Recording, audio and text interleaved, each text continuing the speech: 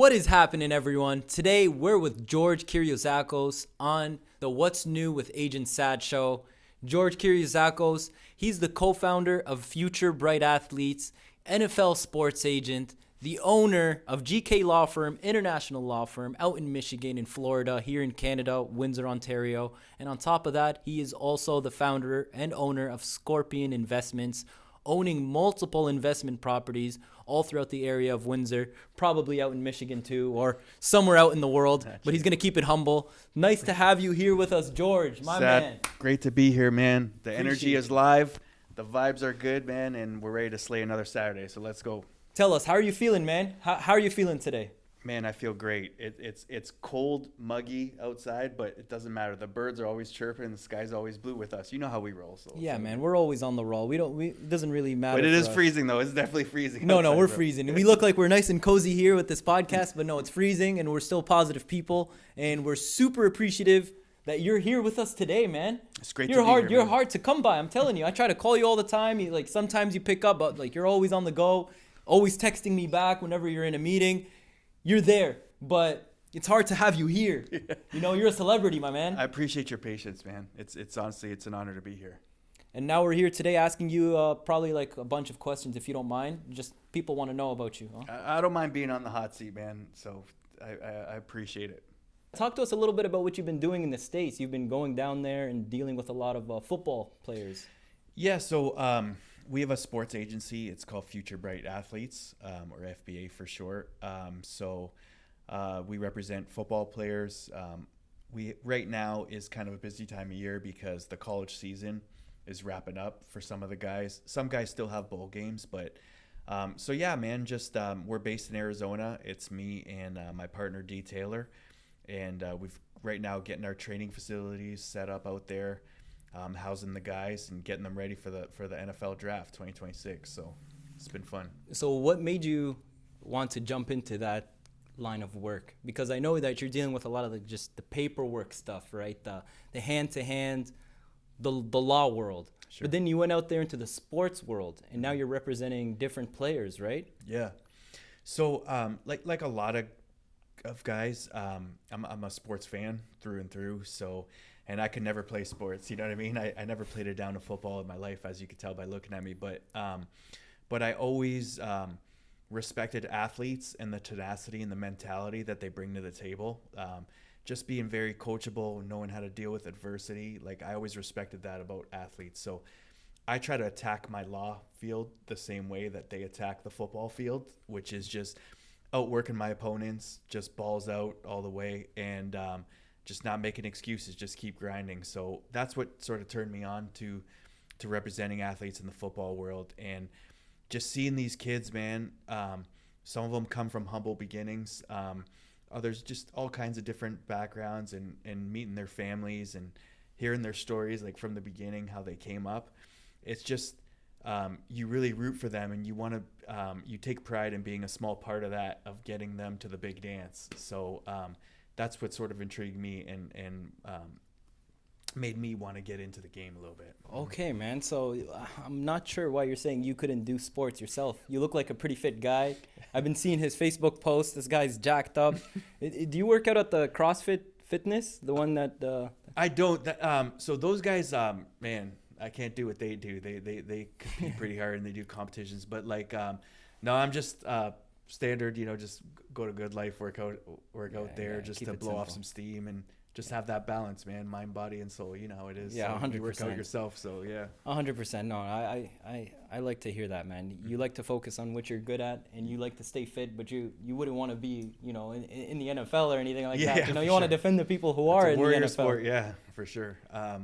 Yeah, man, it's a car crash every play, for those guys in the NFL. So, and we're just trying to get them paid what they deserve. You know what I mean? So for all the sacrifices that they make for themselves and their families. So, yeah. Yeah. When I see your posts with them and you're taking a picture on Instagram next to them, they look super happy, man. They look like they're happy that they're in the right hands. Is it a competitive field, to represent players and in your case, football players? Is it hard to get them? Yeah, it definitely, and that's why I love it. Because if it came easy, everybody would do it. So it doesn't come easy. there's a lot of people trying to get your same guy. Like some of the guys that we talked to, there's like 50 agents after him. So I just take pride in competing, you know what I mean, against those guys, and just trying to really prove yourself just in the field and to these athletes, and just gain that trust, and help them understand that we're in it for the right reasons. Like, it's not just about us. It's not an ego thing. Like, oh, how many guys did you get in the NFL? It's more just like, how can we help them? How can I help them finish their story? You know, otherwise I would just keep doing law and, you know what I mean, just stick to that. So yeah, it's definitely tough. It's competitive, and that's what I love about it. It's just like any challenge, bring it on. Tell me I can't do something, and Watch me let's do see if it. I prove you wrong. Oof, that's what I want to hear. Mhm. No, that's why you're my lawyer, man. So I've been dealing with you for a long time in terms of real estate transactions. Sure. Like, I think it's been like, what, maybe 6 years? Yeah. And it feels like 2 years or less, 2 months, man. Yeah. Time flies. And how do you feel about, because that's the foundation of your business here in Windsor. Yep. And this is where you deal with a lot of the, pretty much everything. Your Mhm. firm and deals with everything. Mm-hmm. What don't you guys deal with? Yeah, so we do a lot of contract stuff. So, Mm. and that's what kind of bridge the gap with the NFL stuff too, is just like a real estate deal. A lot of it's a contract, making sure people are fulfilling their end of the bargain and making sure it's a smooth, efficient transaction. So in terms of what we deal with, it's really just a lot of real estate, a lot of contract stuff. But we'll get our hands dirty in litigation too, like if people want to mess around. So, you always hope, of course, that you can avoid litigation and your clients don't have to be subjected to like suing somebody because they didn't fulfill their end of the bargain. But that's pretty much the civil litigation, contracts, business, corporate stuff, setting up entities, and real estate. So more in the business route, right? Because I Yeah. think I asked you about something to do with like an immigration lawyer. You Yeah. guys wouldn't say you would be too inclined or leaning in that direction, but it's more so like the business route, helping people, like you said, litigations and setting up corporations, stuff like Yeah. that, right? And listen, the great thing about law is it intertwines, and that's what we try to do, is just sort of try to be well balanced. But like, to give you an example on the immigration side, like, no, we don't actively seek immigration stuff, but I did have a guy who was from Louisiana, or sorry, down in New Orleans, and we had to get him to the CFL. So we had to take care of, you know, the paperwork and all the immigration stuff on that aspect. So like, if we have to do it, the situation calls itself, we'll do it. And if we don't know about that particular field of law, we have no problem saying, hey, we don't know, but we can refer you to somebody who does, and put them in a good situation. We don't pretend that we know everything, you know what I mean? So, No, it's better to be that way. Focus on what you're really, really good at and what you guys are doing the most. Absolutely. So you guys are doing a lot of real estate files nowadays. Tell Yeah. us a little bit about the real estate files. I think you told me before that you guys were doing a lot, right? But at some point, like everyone else, even in my job, the deals start, trimming down a little bit, right? Sure. It's not like the COVID market. Right. So that's when you probably had a lot of files back then. Mhm. So you would say, are things like more stable, like since, let's just say 2023? Mm-hmm. Yeah, no, it's a great question. So yeah, before that COVID area, or sort of around that area, everyone was doing tons of deals right around then, particularly purchases and sales. We're still doing a lot of deals, but we've had to adapt. And when I say adapt, like, we represent lenders, doing a lot of private mortgages and doing a lot of refinances. So you're seeing a lot of people are sort of being cautious in how they spend their money. They're not necessarily maybe buying or selling as much, in the last couple years as they were before. But you still have your investors out there that are actively seeking things. It's a good time for them, right, to look for stuff that they can maybe get a little bit more on the cheap than as opposed to before, where it got astronomical at times. So in terms of how things have changed, I would say it's just more on the refinance side, and just helping people register in their new mortgages and things of that nature, or just consolidating their debts and things like that. So not as many purchases and sales, but Consistent files. consistent files for sure. Consistent files. Yep. Okay, that's good. Yeah, Mhm. yeah. So our businesses are kind of like attached or Yep. linked in a way, but not really, because you're doing a lot of the refi stuff, and Mhm. I think mortgage agents are probably happy about that, because it's not attached to buying and selling. It's more so refinance. It's like there's more flexibility involved Absolutely. with files in your cases. Yeah. Yeah, we kind of go as you go, you know what I mean? And Yeah. on the real estate aspect. And so it's just, you just keep adapting. You just keep finding your ways that you can help clients, in no matter what it is. You know, it doesn't have to necessarily be a purchase or a sale, but it could be investments or stuff like that, like on the law side. So, But you guys aren't looking or marketing yourselves to get more real estate files, right? You guys don't look out and chase people to become your clients and Yep. and to have files at your law firm, right? Because you guys are branched out into, like, I would say, several directions of the legal aspect of what you guys do here at GK Law Firm. So you guys don't look for business. It kind of just comes to you. Is it like word of mouth? Where do you guys get your business mostly from? Yeah, like we've never spent $1 on marketing, because the way I look at it is, like, if we're good, people will come to us and the word of mouth will spread. If you're not doing your job or someone's unhappy with you, then the business won't go. You know, the people will speak at the end of the day. But how we get our files, from good, hardworking people like you, real estate agents that align with us and that are in it for the right reasons. That's why you and I had a good vibe right from the beginning. You know what I mean? Because we're not trying to make a gajillion dollars off one deal. We're just trying to build relationships with people, and even if it means not making anything, if it's answering a question or whatever. So we just try to keep the network good. You know what I mean, among us, and other, you know, mortgage brokers will refer files to us. So yeah, mostly mortgage brokers, real estate agents, and then they come from in-house too. Like, clients refer other clients. If you do a good job and you're not trying to run up their file to make an extra dollar, and you do things for the right reasons and save people money, usually they'll come back to you, or they will refer a relative or something like that. Okay, yeah. So you just focus on doing your job right, the process, getting things smoothly done for everyone. And then at the end of the day, people come back to you through word of mouth. Do you go to any networking events? Do you care about those? I know some people love those. You know, those lawyers that just go to networking events. They're just shaking everyone's hands. Trying to get some business. Listen, networking is great for some people. For me personally, I don't give two rips about a networking event. You know what I mean? It's just, you know, I just keep it real. Like, if you mess with me, come on down to my office. Let's go for dinner. You know what I mean? Let's have that person-to-person interaction. I don't need to, like, go to some infomercial or networking event. You know what I mean? It's just, I think we've sort of lost sight of that, especially since COVID, of having that face-to-face, mano-a-mano, you know what I mean, interaction. So it's definitely needed. It's good for some folks. I just find it's not the best thing for me. Yeah. No, that's fair enough. Yeah, no, me too. I would say I'm on the same boat.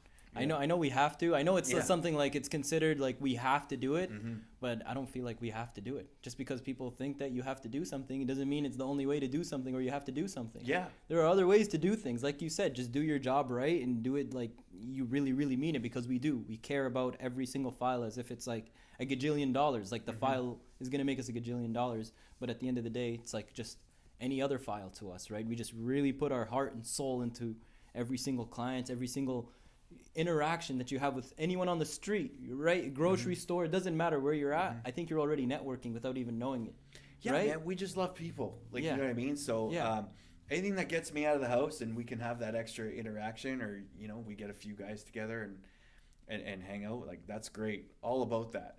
We just don't have to do it at a networking event, you know what I mean, with a billboard and all this stuff, and everybody bragging about all their credentials and stuff like that. You know what I mean? We don't need to do any of that. Having business cards, and use my business card. Come on, man. Let's be real. Like, when do you actually need a business card? I don't think anyone really cares about it. It's just an excuse to say that they'll, you know, talk to you later or connect with you. And in reality, they're just kind of brushing you off. I don't feel like the business cards make a big deal. Maybe for like the extra branding or to give people that confirmation. It's like that verification, that blue check mark. That I'm legit. That's it. But then, like, take down my number if you actually want to deal with me, right? Yeah, we got cell phones. We got scanners on the phone. We got scanners on the phone. Just do it that way. Just add me or text me, or, you know, let's connect. I'm not giving you my business card. It's 2025. A lot of people reach out on social media. Like, I get inboxes. You know what I mean? We got TikTok accounts there. They'll reach out there. So, yeah, man, it's to each their own. It's just not my style. What's been happening with your TikTok account, man? You haven't really been posting. This guy has the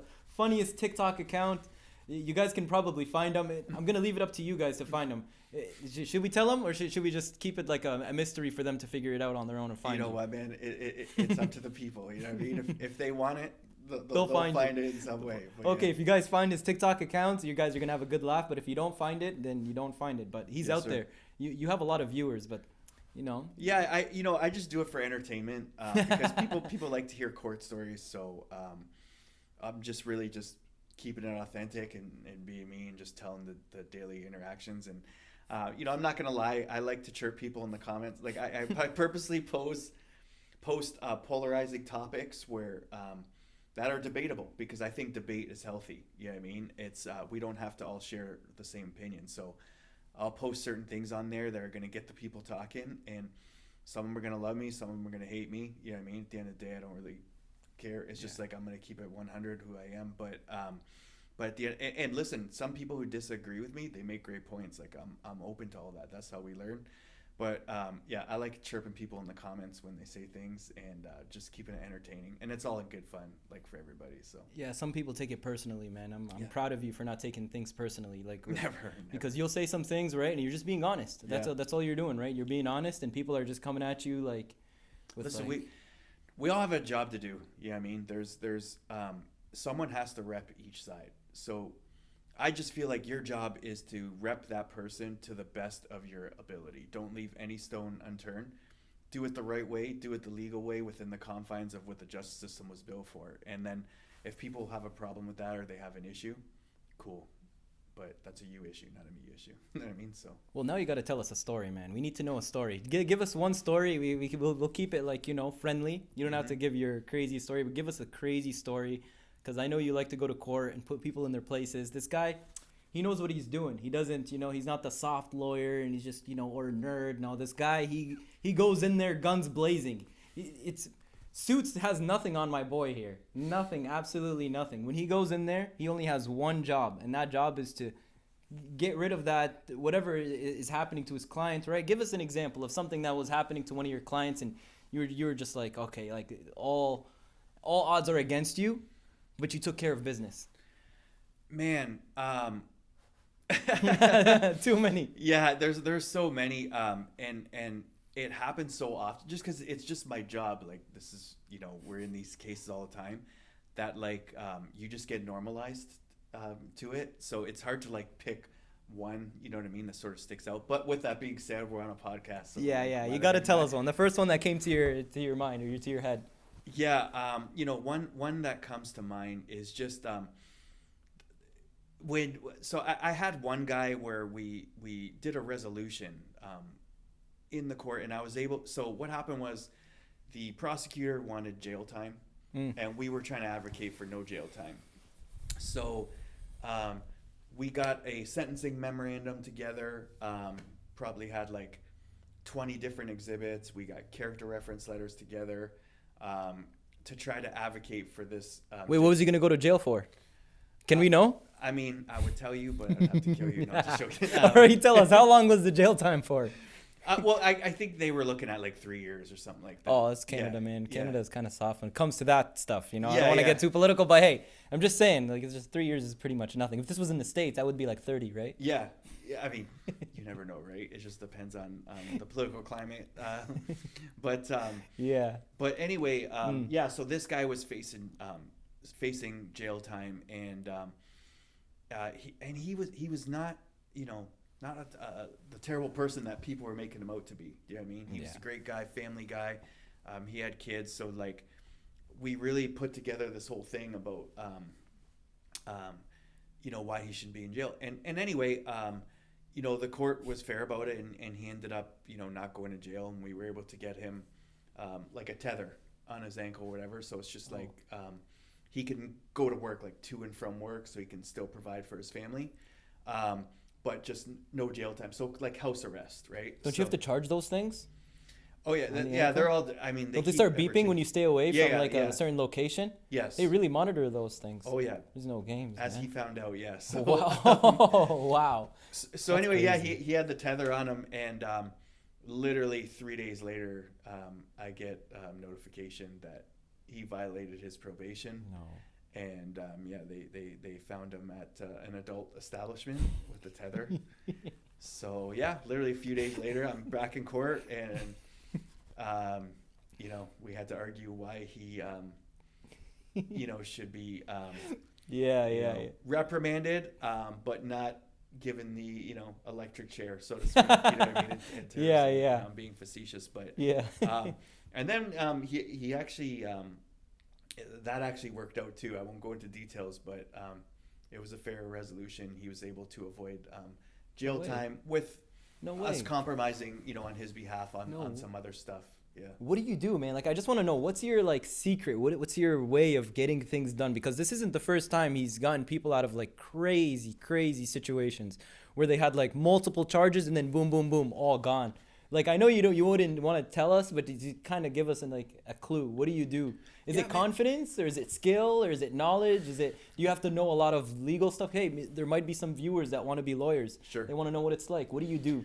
Man, honestly, there's no secret sauce to it. There's no magic wand. You just have to outwork everybody as much as you can. And what that means is you do your research, you find cases that are similar to the cases that you're talking about. And, in that particular case, this was a favorable ruling. So this is what you have to do, in this case. And look at how similar this criminal defendant is to that criminal defendant that was in that particular case. So like that's one aspect, is just researching. Like researching the people that are in court, right? Well, like who, researching like the judge situations. or the situations or everything. Because I know sometimes people are like, oh, I know this person that I'm going to be going up against. Yeah. I know what kind of tricks they're going to pull up with. So you do your research on what you can say ahead of time, right? Or do you do your Man, research honestly, with similar cases that happened? It's not that complex where like I'm researching people or judges. I find most judges are fair. You just have to give them a reason. You know what I mean? You have to advocate for your client and give them a reason why they should rule a certain way. So if you throw the case law in front of them and show analogous cases that are like directly similar to yours, Yeah. they don't have a choice. You know what I mean? That's kind of my mentality. It's just like, you don't have a choice. You can't find him, for example, you can't find him guilty because look what they had here. And that evidence didn't matter. So that evidence doesn't matter here. So, Wow. and then, yeah, you just want to show passion. You know what I mean? It's like you say, it's not what you say necessarily. 95%, what do they say, is like your tone, right? And how you convey it. So you really have to be authentic. You have to believe in what you're doing and believe in your client. Because if you don't, they will sniff through that. You know what I mean? These are intelligent people that are on the other side. The lawyers on both sides know what they're doing, and judges know what they're doing. And nobody's going to get a freebie ever. You know what I mean? It's just, you got to show that. And then just showing I find what works best is just showing that it's bigger than this particular court case. So showing how that person is sort of has a larger impact, that if you do this to this person and you sentence him and you throw him in jail or something like that, it's not just going to affect him. It's going to affect his kids. It's going to affect his family. It's going to affect those like all around him. He may be an employer. He may be self-employed where he employs 20 people. Well, look, now those 20 people, they could be out of a job. You know what I mean? Because the boss isn't there. So it's really just finding that sweet spot that works for everybody, because you want to be fair. You don't want to be that unreasonable guy who's just completely selfish and only thinking about their client. You got to think about it as a whole, where how can we cater this to where it's fair? It's fair. It's judicious. You know what I mean? It's a fair result that everybody could be happy with. Okay, I get it. Because if you try to go like you said, being selfish and trying to get rid of things completely, Yeah. it's like you're shooting for too much, right? Right. You're going for way too much than you should be. It's like Yeah. biting off more than you can chew. That's Yeah. a good example. You shouldn't bite off more than you can chew, right? Absolutely. And you might have a situation, Sad, like per your point, that, look, say you did a plea bargain and you're just arguing for sentencing. For this particular offense, there's automatic jail time for you. You're not going to go in there and ask for no jail time. Like, case law is clear. There has to be some form of jail time. But look, the Crown wants 4 years. 4 years is way unfair. You know what I mean? Let's do it toward the 1 year. You know what I mean? So yeah, you gotta kind of be reasonable in that. And then at that point, they're like, okay, this guy isn't biting off more than he can chew. Yeah. That's fair. He doesn't deserve that because of all the evidence and the references that you made. They're gonna be like, all right, fine. But if you're trying to go guns blazing completely, Yeah. tear apart everybody and like the judges, the other people who, let's just say, that are trying to say that your client is guilty, you don't want to go in full on taking care of like every single charge, right? Right. It's like driving. I mean, like if you get a ticket, paralegals, they'll say instead of you getting points off, I'll give you like you know, what are one of the things that like Yeah, like it's small instead of smaller a driving offense. while license suspended, you'll get a no ops, which means you were pulled over and you didn't have a license on you. Yeah, Like isn't that something what like they that, do? where Yeah. you know what I mean. Everybody's thinks it's a fair and reasonable result. Yeah, so that, Yeah. yeah, that's what you guys do. Yeah. Okay. Thanks, man. That, Yeah. that was some good information. This brings us to maybe one more question, one or two. Sure. What's new in the legal world or like in the law world that you notice that has been coming up that people should know about, or like something new practice, something that you've seen other lawyers do and you're just like, okay, so this is a trend now. This is what we have to start doing. Something that popped up that you notice that you guys should be aware of and everyone else that's watching this video should be aware of. You know, I think Could it's be anything. Yeah, for sure. I think it's more just doing your due diligence. So on real estate files. So like, kind of fraud's been sort of rampant out there. Banks are getting more, you know, more eyes on things. Everything's becoming more microscopic because one bozo ruins it for everybody. You know what I mean? Somebody's doing something that they shouldn't be doing, or whatever it is. So I see that kind of on the rise, and so us as lawyers, we have to be more diligent. We have to ask more questions about deals that come to us, and that means, look, if it means you're not going to have a client because something looks suspect or it's, you know what I mean, not by the book, so to speak, then you got to have those difficult conversations.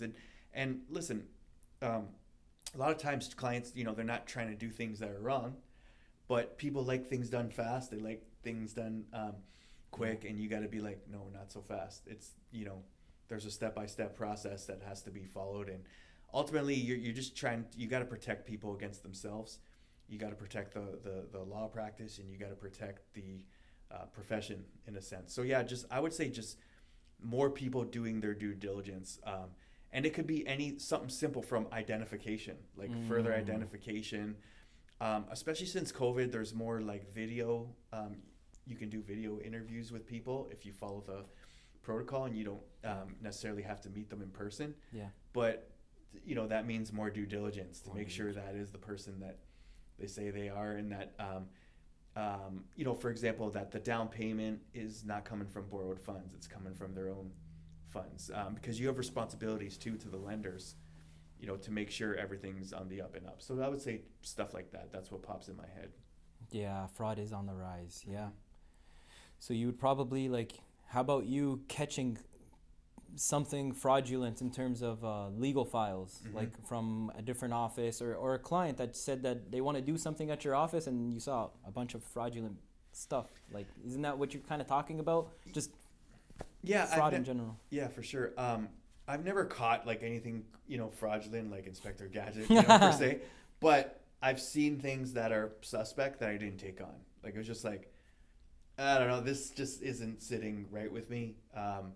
You know what I mean? So we're not going to take this file on right now because there's still a bunch of I's that got to be dotted and T's that got to be crossed, and I'm not so sure that you can get there. So you kind of just let those people find another lawyer, you know what I mean? Or you know, hopefully they just don't do it altogether. You know the sticky stuff, you don't want to deal with it, man. Yeah, You don't need that. Yeah. It's just more trouble down the line for your office. Yeah, exactly. So it's just like, okay, this isn't our cup of tea, but if you could find someone who aligns more with your goals and expectations, be my guest. But I like to think that, you know, all lawyers are pretty diligent, you know what I mean, in spotting that stuff. So George, can you tell us how long you've been a lawyer for?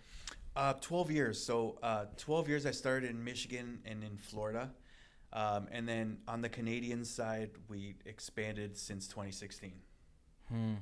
So 12 years. And would you say you've had this law firm for 12 years? No, right? Oh, no, since 2016. 2016, so, yeah, that's you've when had I came this on the Canadian side and they expanded out here.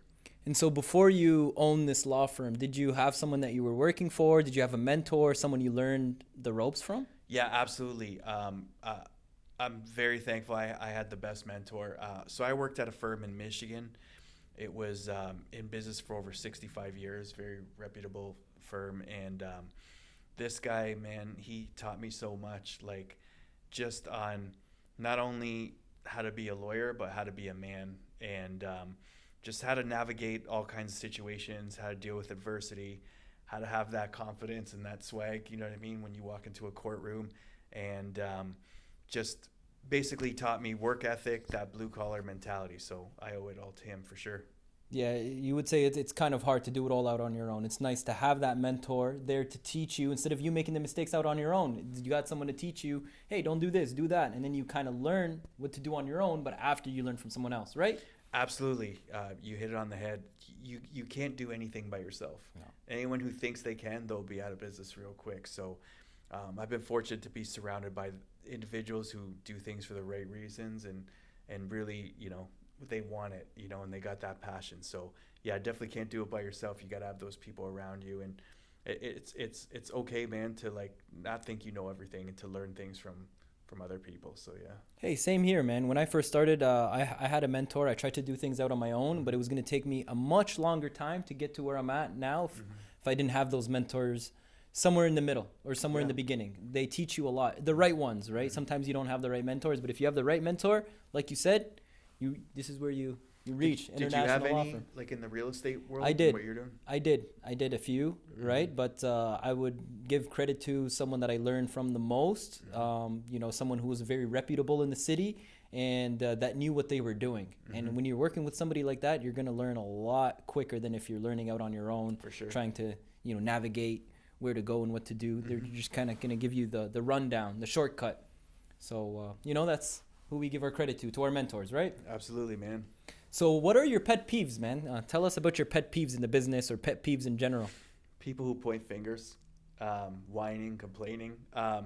But just, I find, and I'm not going to put it all on one profession. It could be lawyers. It could be real estate agents. It could be mortgage brokers.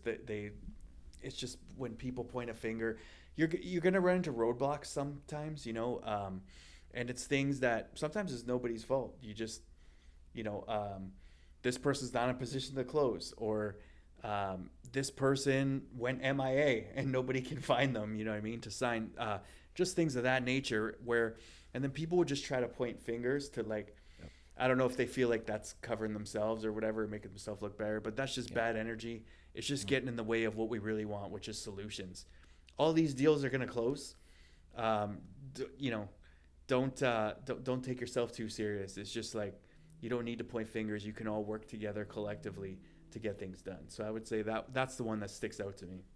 People pointing fingers and being emotional, right? At the end of the day, sometimes the professionals are being emotional way too much, and they're the professionals, man. Remember, I think this was one of our first conversations we ever had when we were sort of working together. And I said, people are way too emotional and they're putting it out on each other and it's not getting anywhere, especially the people that we're trying to work with to get the job done. Like me and you, we work together, but we put our emotions in check, or else we're just going to be just like our clients, emotional about the whole situation. Yeah, and you can still care for your clients and not act that way. You know what I mean? Yeah. Like when you're so emotional, that's getting in the way of everything. Or you're trying to be a big shot and act tough in front of your client, oh, let me talk to the lawyer and find out what's going on with this deal. That's not going to get far, you know what I mean? So, especially not with me. No. Anyway, yeah, it's just keep an even keel, you know what I mean? And it's in every profession. There's great agents, you know what I mean, that we work with and do things the right way and know what they're doing and are solution oriented. But just those small minority, you know what I mean, that act like that. That's what you don't want. So we have one last question for you. What's some advice or tips that you can give to people that are aspiring to be lawyers just like you, or one day owning their own international law firm, or one day being the owner of Future Bright Athletes, NFL sports agent? You're doing a lot, man. So what can you give some advice to the young bucks out there, or anyone who wants to be a lawyer or be like you? So for sure it would be, don't take yourself too serious. There's some people that, they walk into court or they walk into a deal and they think they're going to be a tough guy and try to push somebody. Dude, don't take yourself serious. No one's going to take you serious if you act like that. So it's just an understanding that things are going to happen. There's going to be adversity, but it's not what happens that counts. It's how you react. Are you still going to be that same guy? Are you still going to show that same decorum and respect for people, or do you change because something didn't go your way and now your true character comes out? So it's just keeping an even keel, you know what I mean, and doing things the right way and staying away from the negativity. When I was coming up as sort of a young buck, I had a lot of people tell me oh, you're gonna be a lawyer, it's the worst profession ever. Lawyers don't even make a lot of money and whatever and blah blah. listen, maybe that's you. Number one, I'm not in it for the money. I do it because I love it. And if you love what you do, the rest of all that stuff, if you care about that, will follow. Of course, we all want to make money and pay our bills and you know what I mean, live a good life, but just do things for the right reason. I know this isn't maybe not cool to say in 2025, but I'm going to say it anyways. Be God-centered. Understand why you're here, what your true purpose is. It's not necessarily to win cases. It's to use your profession and your skill set as a vessel, you know what I mean, to help people and do everything you can to have an impact on people and make this sort of bigger than you and what your self-interests are. That's huge. That's huge. Would you say the schooling is the same as real life, like when you were in law school?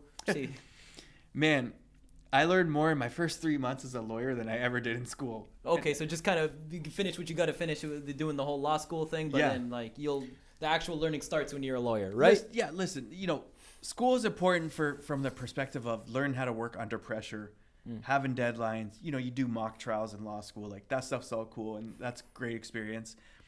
But you truly learn, you know what I mean, once you get out there on the street. Like, my dad always used to say, you might have a law degree, but I have 25 degrees in the street. So it's just like, and there's a method behind that point. It's that you learn more just in having experience, trial by fire, just throwing yourself out there. So for sure. Awesome. This is George, guys. Thank you so much, George. Thanks for having me, buddy. We appreciate I really you, my appreciate man. it. Thank you. Awesome Thank to be you. here.